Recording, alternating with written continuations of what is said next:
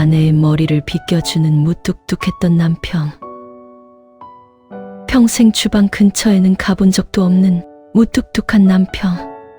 결혼 40년 동안 남편이 제게 건넨 따뜻한 마른 손에 꼽을 정도였죠.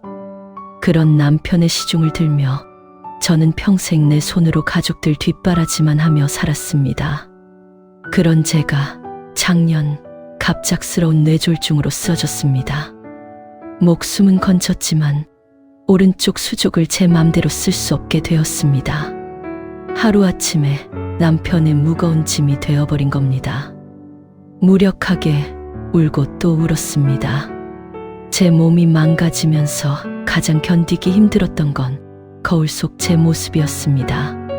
평소 단정하게 머리를 빗어 넘기던 저였는데 혼자서는 빗질조차 할 수 없어 머리가 산발이 되어갔죠. 그 초라한 꼴이 보기 싫어 거울을 치워버렸습니다. 이 머리카락 다 잘라버리고 싶어. 그런 날 보고 있던 남편이 말없이 빗을 들었습니다.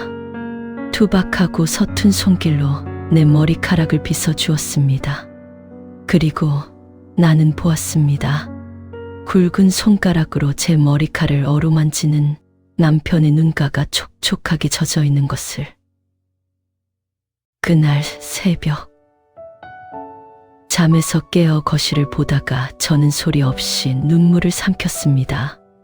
두꺼운 돋보기를 쓴 남편이 스마트폰으로 머리 자르는 법을 틀어놓고 보고 또 보았습니다.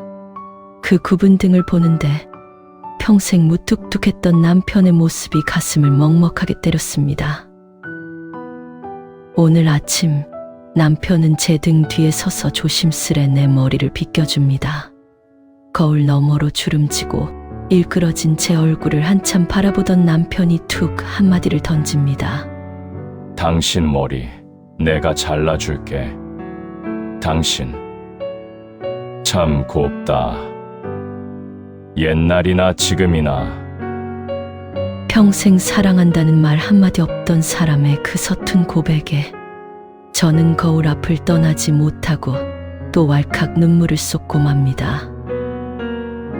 늙고 병들어 볼품없어진 아내의 등 뒤에서 매일 아침 서툰 손으로 내 머리를 감기고 빗깁니다.